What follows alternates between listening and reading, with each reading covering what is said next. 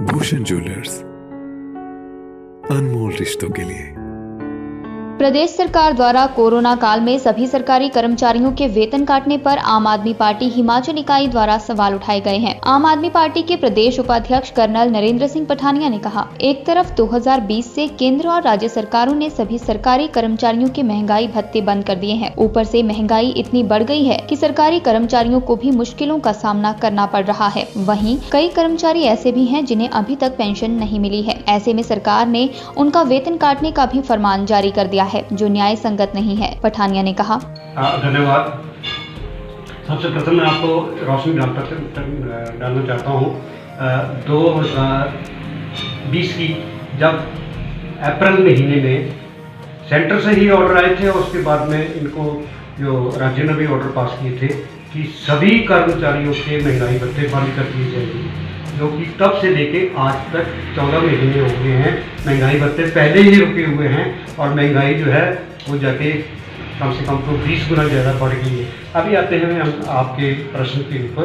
वो इस प्रकार से है कि श्री जयराम ठाकुर जी, चीफ मिनिस्टर हिमाचल प्रदेश जी ने ये परसों के ही फरमान जारी किया है कि जो भी सरकारी कर्मचारी है, चाहे वो क्लास 1 है, क्लास 2, 3, 4, सबके जो है सैलरी जो है 2 दिन की कटेगी कोरोना फंड रेज करने के लिए।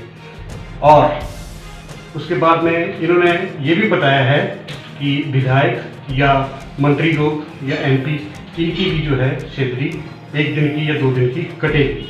मगर और दुख की बात ये हुई है कि जिन लोगों को, जिन कर्मचारियों को पेंशन अभी तक मिली ही नहीं है, जैसे कि HRTC के लोग हैं, इनको पेंशन कई लोगों को नहीं मिली, उनके ऊपर भी ये ऑर्डर जो है लागू हो किए गए हैं कि इनकी पेंशन में से भी हम 1 दिन का जो है सैलरी इनकी वो पेंशन काटेंगे। मुझे समझ नहीं आता है कि इस महंगाई के दौर में और इतने प्रेशर के बीच में दुनिया जी रही है, तो ये लोग अपने किस लिए धन इकट्ठा करते हैं। और जो धन इन्होंने इकट्ठा किया है, जनता की नज़र उसके बीच में है, हर एक पॉलिटिकल पार्टी की नज़र में है कि वो धन कहाँ जाता है। किसी न किसी बहाने के बीच में, कभी को मंदिर के बहाने के बीच, कभी कोरोना के बीच, और कभी कोई टैक्स लगाने के साथ साथ में ये पैसा इकट्ठा करते हैं और जनता को उसके बारे में बिल्कुल नहीं बताया जाता है, ना ही इनका ऑडिट होता है। तो ये किसी न किसी टाइम पर ये भ्रष्टाचार के रूप में देखा जाएगा और इनके सिर के ऊपर भारी पड़ेगी। धन्यवाद। आपने बहुत अच्छा प्रश्न किया है। मुझे याद है कि 2019 में शायद मार्च महीने में ही, तो उस वक्त जो सैनिक वेलफेयर के जो मंत्री जो थे, जिनको ये प्रभार दिया गया था, वो नूरपुर में आए थे और नूरपुर के लोकल MLA के साथ में इन्होंने एक सरकारी दफ्तर, शायद एक्शन का दफ्तर है वो, उस दफ्तर के बीच में ही इन्होंने इनॉग्रेशन स्टोन जो है वो पट्टिका जो है इन्होंने अपने नाम पे लगा दी कि शीघ्र ही यहाँ पे 70 लाख रुपए का धन खर्च करके नूरपुर के जितने भी शहीद हुए हैं उनके नाम पे एक स्मारक बनाया जाएगा। मुझे उस वक्त भी मालूम था कि इन्होंने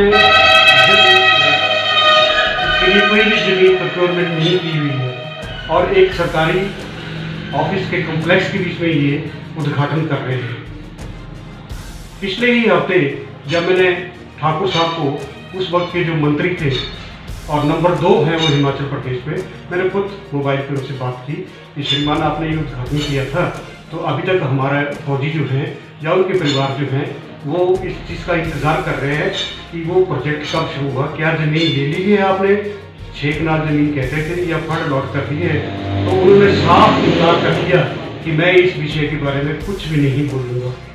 अभी मुझे बताइए, मंत्री जो कि स्टोन लगा के चले जाते हैं, जो कि वहाँ पे पट्टिका लगा के चले जाते हैं, बाद में जनता उनको प्रश्न करे कि इस पट्टिका पर क्या होगा, ये काम क्यों नहीं होगा, तो मंत्री जी कहते हैं इस विषय के बारे में आप कुछ भी नहीं, जनता को नहीं बता सकते। मैं तो प्रार्थना करूँगा सरकार से कि जो भी मिनिस्टर जो है, जब भी जैसे किसी पट्टिका के साथ में उद्घाटन करता है, चाहे पुल का है, स्कूल का है, ब्रिज का है, किसी का भी है, तो उसके बीच में कृपया करके उद्घाटन की तिथि और उसके लाइटली जो है उसका जो जिस समय में वो कंप्लीट होगा प्रोजेक्ट, उसकी तिथि भी साथ में देख ली जाए ताकि जनता को थोड़ा विश्वास रहे।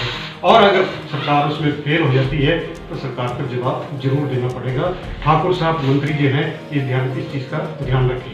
धन्यवाद। हिमाचल दस्तक वेब टीवी के लिए नूरपुर से साहिल ढडवाल।